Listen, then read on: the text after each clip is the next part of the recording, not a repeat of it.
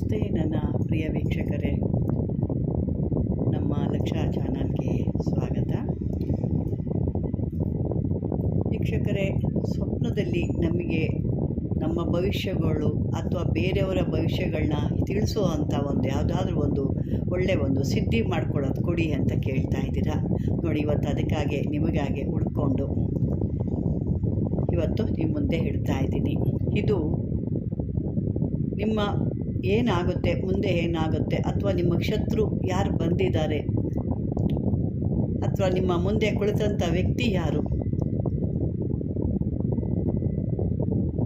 ನಿಮಗೆ ಶತ್ರು ಯಾರು, ಮಿತ್ರರು ಯಾರು, ಅಥವಾ ನಿಮ್ಮದು ಯಾವುದಾದ್ರೂ ದೇವಸ್ಥಾನ ಇದೆ, ಗುಡಿ ಇದೆ, ಅಲ್ಲಿ ಜನಗಳು ಯಾವ ರೀತಿ ಬಂದು ಭಕ್ತರಾಗಿ ಬರ್ತಿದ್ದಾರಾ ಅಥವಾ ಬೇರೆ ರೀತಿಯಾಗಿ ಭಕ್ತರಾಗಿ ನಟಿಸ್ಕೊಂಡು ಬಂದು ಅಲ್ಲಿ ಏನಾದ್ರು ತೊಂದರೆ ಮಾಡ್ತಾ ಇದ್ದಾರಾ, ಯಾಕೆ ದೇವಸ್ಥಾನ ಇದ್ದಕ್ಕಿದೆ ಕುಂಠಿತ ಆಗೋಯ್ತು, ಏನಾಗಿದೆ, ಎಲ್ಲಿ ಹೋಗಿ ಕೇಳಬೇಕು, ಎಲ್ಲಿ ಕೇಳಿದ್ರು ಬಾಯಿ ಕಟ್ಟಾಗಿದೆ, ದೇವ್ರ ಕಟ್ಟು ಮಾಡಿದ್ದಾರೆ ಅಂತಲೇ ಹೇಳ್ತಿದ್ದಾರೆ, ಇದಕ್ಕೆ ಪರಿಹಾರನೇ ಯಾರೂ ಹೇಳ್ತಾ ಇಲ್ಲ ಅನ್ನೋದಕ್ಕೆಲ್ಲ ಇವತ್ತು ನಾನು ಉತ್ತರ ಕೊಡ್ತಾ ಇದ್ದೀನಿ. ಇಂಥದ್ದನ್ನ ಮಾಡಿದಾಗ ನಿಮಗೆ ಆ ದೇವತೆನೇ ಬಂದು ನಿಮಗೆ ಈ ರೀತಿ ಆಗಿದೆ, ಈ ರೀತಿ ತೊಂದರೆ ಆಗಿದೆ, ಈ ರೀತಿ ಕಟ್ಟಾಗಿದೆ ಅನ್ನೋದು ಹೇಳೋ ಅಂಥ ದೇವಿ ಅಂತಂದು ಸ್ವಪ್ನ ದೇವಿ ಅಂತ ಹೇಳ್ತೀರಾ. ನಿಮ್ಮ ದೇವ್ರುಗಳನ್ನ ನೀವು ಬರ್ಕೋಬೇಕಾಗುತ್ತೆ. ಬನ್ನಿ ಇವತ್ತು ಅದನ್ನು ಯಾವ ರೀತಿ ಹೇಗೆ ಅಂತ ನೋಡ್ಕೊಳ್ಳೋಣ. ಇದನ್ನು ಈ ರೀತಿ ನೀವು ಯಾವುದಾದ್ರೂ ತಗಡಿನಲ್ಲಾದರೂ ಬರ್ಕೋಬೋದು, ಅಥವಾ ಕೆಂಪು ಕಲರ್ ಬಟ್ಟೆಯಲ್ಲಿ ಇದನ್ನು ಬರ್ಕೋಬೇಕು. ಯಾಕೆಂದರೆ ಇದು ನಿಮಗೆ ಪೇಪರಲ್ಲಿ ನಾನು ತೋರಿಸ್ತಾ ಇದ್ದೀನಿ, ಏನಕ್ಕೆ ಬರೆಯೋದು ನಿಮಗೆ ಬಟ್ಟೆಲಿ ಗೊತ್ತಾಗಲ್ಲ ಅನ್ನೋ ಉದ್ದೇಶಕ್ಕೆ ಈ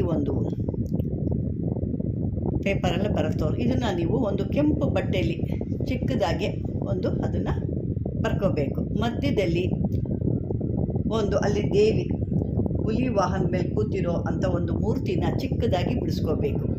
ಇಲ್ಲಿ ನಾನು ಈ ರೀತಿ ಇಕ್ಕಿದ್ದೀನಿ. ನೀವು ಬೇಕಾದರೆ ಮೂರ್ತಿ ನಿಮ್ಮ ದೇವಿ ಯಾವ ರೀತಿ ಇದ್ದಾಳೆ, ನಿಮ್ಮ ದೇವ್ರು ಯಾವ ರೀತಿ ಇದೆಯೋ ಆ ದೇವ್ರನ್ನ ನೀವು ಅಲ್ಲಿ ಬರ್ಕೋಬೋದು. ಬರ್ಕೊಂಡು ಅದಕ್ಕೆ ಈ ಧೂಮ್ ಧೂಮ್ ಧೂಮ್ ಅನ್ನೋದು ಅಕ್ಷರ ಪೂರ್ತಿಯಲ್ಲಿ ಇದೆ ಮೂಲ ಮಂತ್ರ. ಇದನ್ನು ಅದರೊಳಗೆ ಆ ಚಕ್ರಗಳು ಹೇಳಿ ಬರೆದಿದ್ದೀವಲ್ವ, ಆ ಚಕ್ರದ ಸುತ್ತು ಅದನ್ನೇ ಬರೀಬೇಕು. ಮತ್ತು ಮಧ್ಯದಲ್ಲಿ ಆ ದೇವಿನ ಈ ರೀತಿ ಹೋಗಿ ಇದಾಗಿ ಬರ್ಕೋಬೇಕು. ನಿಮ್ಮ ಆಕಾರದಲ್ಲಿ ಬರೀ, ನಾನಿಲ್ಲಿ ಸುಮ್ಮನೆ ಇದು ಮಾಡಿಟ್ಟಿದ್ದೀನಿ ಅಷ್ಟೇ. ನೀವು ಅಂದರೆ ಯಾರ್ಯಾರು ಚಿತ್ರ ಬರೆಯೋರು ಬರುತ್ತೆ ಅನ್ನಂಗಿದ್ರೆ ಆಕಾರ, ಆ ದೇವಿದು ಆಕಾರ, ಕೈಯಲ್ಲಿ ಕತ್ತಿ ಕೊಟ್ಟೋ ಥರ, ಅವಳ ವಾಹನ ಇರೋ ಥರ ಆ ರೀತಿ ರೂಪ ಕೊಟ್ಟು ಅದನ್ನು ಬಿಡಿಸಿ. ಇದನ್ನು ಆ ಕೆಂಪು ಬಟ್ಟೆ ಮೇಲೆ ಏನು ಬಿಡಿಸ್ಬೇಕು, ಯಾಕೆ ಬಿಡಿಸ್ಬೇಕು ಅನ್ನೋದು ನೋಡೋಣ ಇವತ್ತು. ಈ ಯಂತ್ರನ ಬಿಡಿಸ್ಬೇಕಾದ್ರೆ ಗೋರೋಜನ ಬೇಕು ಮತ್ತು ಕೇಸರಿ ಬೇಕು. ಈ ಕೇಸರಿ ಮತ್ತು ಗೋರೋಜನ ಎರಡೂ ಚಿಕ್ಕ ರೊಟ್ಟಿ ಹಾಕೋ ಹಂಚಲ್ಲೋ ಅಥವಾ ಬೇರೆ ಚಿಕ್ಕ ಬಟ್ಲಲ್ಲೋ ಹಾಕ್ಬಿಟ್ಟು ಕಪ್ಪಗಾಗೋವರೆಗೂ ಅದನ್ನು ಹುರಿಬೇಕು. ಅದು ಪೂರ್ತಿ ಮಸಿ ಥರ ಕಪ್ಪಗಾಗಬೇಕು, ಕಪ್ಪು ಮಸಿ ಥರ ಆಗಬೇಕು. ಅದು ಕಪ್ಪಗೆ ಮಸಿ ಥರ ಆಗೋಗ್ಬಿಟ್ಟೆಲ್ಲ ಸುಟ್ಟೋಗಿದೆ ಅದು ಅಂತ ಅಂದಮೇಲೆ ಅದನ್ನೇ ಏನು ಮಾಡಬೇಕು, ಸ್ವಚ್ಛವಾಗಿರೋ ಹಾಲು, ಹಸುವಿನ ಹಾಲು, ಸ್ವಚ್ಛವಾದಂಥ ಹಸುವಿನ ಹಾಲಿನಲ್ಲಿ ಹಾಕಿ 2 ನಿಮಿಷ ಅಥವಾ 5 ನಿಮಿಷ ಅದನ್ನು ಬಿಡಬೇಕು. ಬಿಟ್ಟಾಗ ಏನಾಗುತ್ತೆ, ಅದು ಆ ಹಾಲನ್ನ ಹೀರ್ಕೊಂಡು ಮೆತ್ತಗಾಗುತ್ತೆ. ಮೆತ್ತಗಾದ ಮೇಲೆ ಅದನ್ನು ಚೆನ್ನಾಗಿ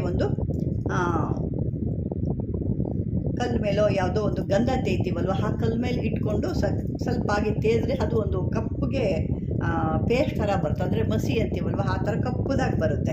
ಅಂದರೆ ಇದು ನೆನೆ ಹಾಕೋದೇನಕ್ಕೆ ಅಂದರೆ ಈ ಥರ ಹರಡ್ಕೊಂಡು ಮೆತ್ತಗೆ ಬರುತ್ತೆ.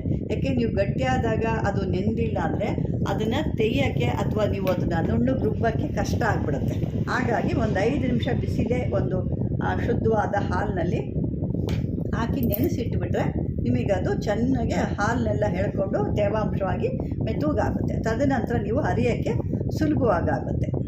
ಆ ರೀತಿ ಮಸಿ ಮಾಡ್ಕೋಬೇಕು. ನಂತರ ಇದಕ್ಕೊಂದು ಚಿಕ್ಕದಾಗಿ ಭುಜಪತ್ರ ತೊಗೋಬೇಕು. ಕೆಂಪು ಬಟ್ಟೆನೂ ಬೇಕು, ಭುಜಪತ್ರನೂ ಬೇಕು. ಇದನ್ನು ಅರ್ಥ ಮಾಡ್ಕೊಳ್ಳಿ. ಒಂದು ಭುಜಪತ್ರ ತೊಗೋಬೇಕು. ಭುಜಪತ್ರ ಮೇಲೆ ಈ ಮಸಿ ಏನು ನೀವು ತಯಾರು ಮಾಡ್ಕೊಂಡಿದ್ದೀರಲ್ವ, ಗೋರೋಜನ ಕೇಸರಿ ಅಂತ, ಅದನ್ನು ತಗೊಂಡು ಈ ಚಿತ್ರ ಏನು ತೋರಿಸಿದ್ದೀನಿ ನೋಡಿ ಇಲ್ಲಿ, ಆ ಚಿತ್ರನ ನೀವು ನೀಟಾಗಿ ಬಿಡಿಸ್ಕೋಬೇಕು. ಬಿಡಿಸಾದ ನಂತರ ಸುತ್ತು ಅದೇನಿದೆಯಲ್ವ, ಆ ಕಮಲದ ದಳ ಥರ ಏನಿದೆಯಲ್ಲ ಅದ್ರ ಪೂರ್ತಿ ಮಧ್ಯದಲ್ಲಿ ಏನು ವೃತ್ತಾಕಾರ ಹಾಕಿದ್ದೀನಲ್ವ ಅದರಲ್ಲಿ ಮಧ್ಯದಲ್ಲಿ ಒಂದು ದೇವಿ ಚಿತ್ರನ ಬಿಡಿಸ್ಬೇಕು. ಆ ಸುತ್ತು ಏನು ಬೀಜ ಮಂತ್ರ ಇರುತ್ತಲ್ವ, ಧೂಮ್ ಧೂಮ್ ಅಂತ, ಅದನ್ನು ಪೂರ್ತಿ ಆ ಒಳಗಡೆ ಆ ಒಂದು ಕಮಲದ ಹೂವಿನ ಒಂದು ದಳದೊಳಗಡೆ ಬರಿಬೇಕು. ನಂತರ ಇದಕ್ಕೆ ಬರೆದೆಲ್ಲ ನೀಟಾಗಿ ಬರಿಬೇಕು. ಯಾವುದೇ ರೀತಿ ಚಿತ್ತು ಮಾಡೋದು, ತಿದ್ದೋದು ಎಲ್ಲ ಮಾಡಬಾರ್ದು. ಒಂದೇ ರೀತಿಯಾಗಿ ನೀವು ಮಾಡಬೇಕು.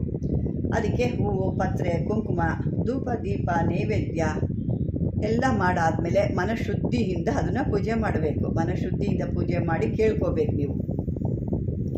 ಈ ರೀತಿ ದೇವಸ್ಥಾನಕ್ಕಾದರೆ ಯಾರು ಈ ಥರ ತೊಂದರೆ ಮಾಡಿದ್ದಾರೆ, ಏನಕ್ಕಾಗಿ ಈ ರೀತಿ ನಮಗೆ ಆಗ್ತಾ ಇದೆ, ಯಾಕೆ ಇಲ್ಲಿ ಒಂದು ಗುಡಿ ಅಥವಾ ಒಂದು ದೇವಸ್ಥಾನ ಇಂಪ್ರೂವ್ಮೆಂಟ್ ಆಗ್ತಿಲ್ಲ, ಏನಾಗಿದೆ ಅಂತ ಕೇಳ್ಕೊಬೋದು.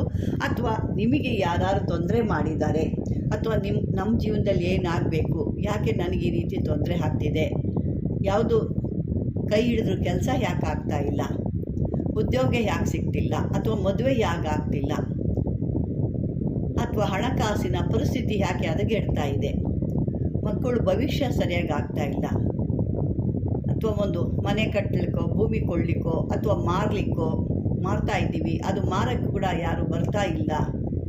ಈ ರೀತಿ ನಿಮ್ಮ ಒಂದು ಏನು ಪ್ರಶ್ನೆ ಇದೆಯೋ ಆ ಪ್ರಶ್ನೆನ ನೀವು ಕೇಳ್ಕೊಬೋದು. ದೇವ್ರದ್ದಾದರೆ ದೇವಸ್ಥಾನದ್ದು ಅಲ್ಲಿ ಏನು ತೊಂದರೆ ಆಗಿದೆ ಅದನ್ನು ಕೇಳ್ಬೋದು. ಒಂದೊಂದಕ್ಕೆ ಎಲ್ಲನೂ ಒಟ್ಟೊಟ್ಟಿಗೆ ಕೇಳ್ಕೊಳ್ಳೋದಲ್ಲ, ಒಂದೊಂದು ಬಾರಿ ಒಂದೊಂದು ಕೇಳ್ಕೋಬೇಕು. ನಿಮಗೆ ಯಾವುದು ಪ್ರಶ್ನೆ ಮುಖ್ಯವಾಗಿದೆ ಅದನ್ನು, ಇಲ್ಲ ದೇವಸ್ಥಾನದ ಬಗ್ಗೆ ಆದರೆ ದೇವಸ್ಥಾನದ ಬಗ್ಗೆ ಇದೇ ರೀತಿ ಕೇಳ್ಕೋಬೇಕು. ಈ ರೀತಿ ಏನಕ್ಕಾಗಿದೆ, ಯಾಕೆ ಇಲ್ಲಿ ದೇವಸ್ಥಾನ, ಆ ರೀತಿ ಇಲ್ಲ ನಿಮ್ಮ ಮನೆ ವಿಷಯ ಅಥವಾ ನಿಮ್ಮ ಸ್ವಂತ ವಿಷಯಗಳಿದೆ ಅದನ್ನು ನೀವು ಕೇಳ್ಕೊಬೋದು. ಕೇಳಿಕೊಂಡು ಅದನ್ನು ಬರೆದು ಆದಮೇಲೆ ಇದಕ್ಕೇನು ಹೇಳಿದ್ನಲ್ವ, ಪೂಜೆ ಎಲ್ಲ ತೋರಿಸಿ, ಅಂದರೆ ಇದೆಲ್ಲ ಶುದ್ಧವಾಗಿ ಮಾಡಬೇಕು, ಗೊತ್ತಿದೆ ಅಂದ್ಕೊಳ್ತೀನಿ. ಬರೆದ ಮೇಲೆ ಈ ಒಂದು ಕೆಂಪು ಬಟ್ಟೆ ಅಂತ ಹೇಳಿದ್ನಲ್ಲ, ಆ ಕೆಂಪು ಬಟ್ಟೆಯಲ್ಲಿ ಈ ಒಂದು ಬರೆದಂಥ ಒಂದು ಯಂತ್ರ ಏನಿದೆ ಆ ಯಂತ್ರದೊಳಗೆ ಕೆಂಪು ಬಟ್ಟೆ ಸುತ್ತಿ ಇಕ್ಕಬೇಕು. ಸುತ್ತಿ ಇಟ್ಕೊಂಡು ಈ ಒಂದು ಮಂತ್ರ ಇದೆ, ಈ ಮಂತ್ರನ ಭಾಳ ಚಿಕ್ಕದಾಗೆ ಇದೆ, ನೀವು ಏನು ಭಾಳ ದೊಡ್ಡದಿಲ್ಲ, ಈ ಚಿಕ್ಕ ಒಂದು ಮಂತ್ರನ ನೀವು ಹೇಳ್ಕೋಬೇಕು. ಈ ಮಂತ್ರ ಬಂದು 108 ಅಥವಾ 1008 ಬಾರಿ ಇದನ್ನು ನೀವು ಹೇಳ್ಕೋಬೇಕು. ಈ ಮಂತ್ರ ನಿಮಗೆ ನನಗೆ ಹೇಳ್ತೀನಿ. ಓಂ ಅಗಚ್ಚ ಅಗಚ್ಚ ಚಾಮುಂಡೆ ಹರಿ ಸ್ವಾಹ. ಓಂ ಅಗಚ್ಚ ಅಗಚ್ಚ ಚಾಮುಂಡೆ ಹರಿ ಸ್ವಾಹ. ಇದನ್ನು 108 ಅಥವಾ 1008 ಬಾರಿ ಹೇಳ್ಕೊಳ್ಬೇಕು. ಹೇಳಿ ಇದನ್ನು ಇನ್ನೂ ಹೆಚ್ಚಿಗೆ ಮಾಡಿಕೊಂಡ್ರೆ ಏನು ತೊಂದರೆ ಇಲ್ಲ. ಇದನ್ನು ಮಾಡಿ ಆ ಒಂದು ಏನು ಆ ಯಂತ್ರ ಬರೆದಿದ್ದೀರಲ್ವ ಇದರಲ್ಲಿ ಭೋಜಪತ್ರಲ್ಲಿ ಅದನ್ನು ಕೆಂಪು ಬಟ್ಟೆ ಎಲ್ಲ ಹಾಕಿಬಿಟ್ಟು ತಲೆಗೆ ಸುತ್ತಕೊಂಡು ಈ ಮಂತ್ರ ನೀವು ಮೊದಲೇ ಈಗ ಹೇಳಿದ್ನಲ್ವ, ಅಗಚ್ಚ ಅಗಚ್ಚ ಚಾಮುಂಡೆ ಹೀಂ ಸ್ವಾಹ, ಇದನ್ನು 1008 ಬಾರಿ ಅದನ್ನು ಸಿದ್ಧಿ ಆದಮೇಲೆ ಮತ್ತೊಮ್ಮೆ, ಅಂದರೆ ಇದು ಸಿದ್ಧಿ ಮಾಡಬೇಕಾದ್ರೆ 1008 ಬಾರಿ ಅದನ್ನು ಹೇಳ್ಕೋಬೇಕು. ಅದನ್ನು ನೀವು 21 ದಿವಸ ಹೇಳ್ತಿರೋ, ಅಥವಾ 11 ದಿವಸ ಹೇಳ್ತಿರೋ, ಅಥವಾ 48 ದಿವಸ ಹೇಳ್ತಿರೋ, 24 ದಿವಸ ಹೇಳ್ತಿರೋ, ಅದು ನಿಮಗೆ ಬಿಟ್ಟಿದ್ದು. ತದನಂತರ ನೀವು ಯಾವತ್ತು ಇದನ್ನು ತಯಾರು ಮಾಡ್ಕೊಳ್ತೀರಾ ಅಂದಾಗ ಮತ್ತೆ ಒಮ್ಮೆ 1008 ಬಾರಿ ಮತ್ತೊಮ್ಮೆ ಹೇಳಿಬಿಟ್ಟು ಇದನ್ನು ಈ ಪ್ರಯೋಗ ಮಾಡಿದ ಮೇಲೆ ಈ ಒಂದು ಕೆಂಪು ಬಟ್ಟೆ ಸುತ್ತಿಕ್ಕಿದ್ದೀರಲ್ವ, ಈ ಭೋಜಪತ್ರಲ್ಲಿ ಏನು ಯಂತ್ರ ಬರೆದಿದ್ದೀರಾ ಆ ಯಂತ್ರನ ಕೆಂಪು ಬಟ್ಟೆಲಿ ಹಾಕಿದ್ದೀರಾ, ಅದನ್ನು ಕಟ್ಟಿರ್ತೀರ. ಅದನ್ನು ನೀವು ಒಂದು ತಲೆಗೆ ಕಟ್ಕೋಬೇಕು. ಅಂದರೆ ನೀವು ಕೆಲವರು ತಲೆಗೆ ಟವಲ್ ಥರ ಸುತ್ಕೊಳ್ತಾರಲ್ವ, ಮುಂಡಾಸು ಏನೇನೋ ಹೇಳ್ತಾರೆ, ಅದಕ್ಕೆ ನನಗೆ ಸರಿಯಾಗಿ ಅದ್ರ ಹೆಸರು ಬರಲ್ಲ, ಮುಂಡಾಸು ಅಂತಿರ್ಬೋದು ಅದು. ಆ ರೀತಿ ಅಂದರೆ ತಲೆಗೆ ಪೇಟ ಥರ ಸುತ್ಕೊಳ್ತಾರೆ, ಆ ಥರ ಸುತ್ತಕೊಂಡು ಈ ಮಂತ್ರ ಹೇಳ್ಕೊಂಡು ನೀವು ನಮಗೆ ಈ ರೀತಿ ಯಾವುದು ನಮಗೆ ಗೊತ್ತಾಗಬೇಕು, ಏನಾಗಿದೆ ಅಂತ ಗೊತ್ತಾಗಬೇಕು, ಅಥವಾ ಉದ್ಯೋಗ ಸಿಗ್ತಿಲ್ವ ಅದನ್ನು ಕೇಳ್ಕೊಬೋದು. ನಿಮ್ಗೆ ಯಾವುದು ಇದೆಯೋ ಪ್ರಶ್ನೆ, ಏನು ಕೇಳಬೇಕು ಅಂತ ಇದೆಯೋ ಅದನ್ನು ಕೇಳಿಕೊಂಡು ನೀವು ಮಲ್ಕೋಬೇಕು. ಜ್ಞಾನ ಮಾಡಿ ಜ್ಞಾನ ಮಾಡಿಬಿಟ್ಟು ನೀವು ಮಲ್ಕೋಬೇಕಾಗುತ್ತೆ. ನೀವು ಹೆಣ್ಣಾಗಲಿ ಗಂಡಾಗಲಿ ಬ್ರಹ್ಮಚಾರ್ಯ ವ್ರತ ಪಾಲನೆ ಮಾಡಬೇಕು. ಇದನ್ನೇನು ನೀವು ಮಂತ್ರ ಹೇಳೋಕ್ಕೆ ಶುರು ಮಾಡ್ತೀರಾ ಅಥವಾ ಏನು ಸಿದ್ಧಿ ಮಾಡೋಕ್ಕೆ ಶುರು ಹಾಕ್ತೀರಲ್ವಾ, ಆವಾಗಲೇ ಇದನ್ನು ನೀವು ಒಂದು ವೃತ್ತ ಥರನೇ ಮಾಡಬೇಕಾಗುತ್ತೆ. ಈ ಮಾತ್ರ ಮಾಡ್ಕೊಂಡು ನೀವು ಮಲ್ಕೊಂಡಾಗ ನಿಮಗೆ ಆ ದೇವಿ ಏನಾಗಿದೆ, ನಿಮಗೇನು ತೊಂದರೆ ಆಗಿದೆ, ದೇವಸ್ಥಾನದಲ್ಲ, ಮನೆ ಇಲ್ಲ, ನಿಮ್ಮ ಸ್ವಂತದ ಏನಾಗಿದೆ ಅನ್ನೋದವಳು ಒಂದು ಸ್ವಪ್ನದಲ್ಲಿ ಬಂದು ಆ ಯಂತ್ರ ದೇವತೆ ನಿಮಗೆ ಆ ಸಮಾಚಾರನ ಏನಾಗಿದೆ ಅನ್ನೋದು ನಿಮಗೆ ತಿಳಿಸ್ತಾಳೆ. ತಿಳಿದ ಮೇಲೆ ನೀವು ಅದಕ್ಕೆ ಪರಿಹಾರನ ಕಂಡುಕೊಂಡು ನೀವು ಆ ರೀತಿಯಾಗಿ ನಿಮ್ಮ ಕಷ್ಟಗಳು ಅಥವಾ ನಿಮಗೆ ಬಂದಂಥ ಒಂದು ತೊಂದರೆ ಏನಿದೆ ಅದನ್ನು ಪರಿಹಾರ ಮಾಡ್ಕೋಬೋದು. ಇದು ಪ್ರತಿಯೊಂದಕ್ಕೂ ಬರುತ್ತೆ. ಅದು ಆ ಒಮ್ಮೆ ಒಂದು ಸಾರಿ ನಿಮಗಾಗಿಲ್ಲ ಅಂದಾಗೆ ಮತ್ತೊಮ್ಮೆ ಪ್ರಯತ್ನ ಮಾಡ್ಬೋದು. ಇದು ಒಂದೇ ಸರಿ ಮಾಡಿದ್ವಿ, ಯಾಕೋ ನಮಗೆ ಆಗಲಿಲ್ಲ ಅಂದಾಗ ಅಷ್ಟಕ್ಕೆ ಬಿಡಬಾರ್ದು. ಇದನ್ನು ಮತ್ತೊಮ್ಮೆ ಮಗದೊಮ್ಮೆ ನೀವು ಪ್ರಯತ್ನ ಮಾಡಿದ್ರೆ ನಿಮಗೆ ಅದ್ಭುತವಾಗಿ ಇದು ಕೆಲಸ ಆಗುತ್ತೆ. ಯಾಕೆ ಅಂದರೆ ಕೆಲವೊಂದು ಸಮಯದಲ್ಲಿ ಶತ್ರುಗಳು ಸ್ಟ್ರಾಂಗ್ ಆಗಿರ್ತಾರೆ, ನೀವೇನೇ ಮಾಡೋಕ್ಕೆ ಹೋದ್ರೂ ಕಟ್ಟಾಗ್ಬಿಡುತ್ತೆ. ಹಾಗಾಗಿ ಮತ್ತೆ ಅದು ಏನು ಮಾಡಿ ಅಷ್ಟು ದಿನ ಬಿಟ್ಟು ಮತ್ತೊಮ್ಮೆ ನೀವು ಮತ್ತೆ ಪ್ರಯತ್ನ ಪಟ್ಟಾಗ ಅಲ್ಲಿಗೆ ನೀವು ಮಂತ್ರನೂ ಸಾಕಷ್ಟು ಹೇಳಿರ್ತೀರ, ನಿಮ್ಮಲ್ಲಿ ಯಾವುದೇ ರೀತಿ ಕೆಟ್ಟ ಶಕ್ತಿಗಳು ಬಂದು ಸೇರೋಕ್ಕೂ ಆಗಲ್ಲ. ಹಾಗಾಗಿ ಮತ್ತೊಮ್ಮೆ ಆದರೂ ನೀವು ಮಾಡಿದಾಗ ಈ ಥರ ಆಗುತ್ತೆ.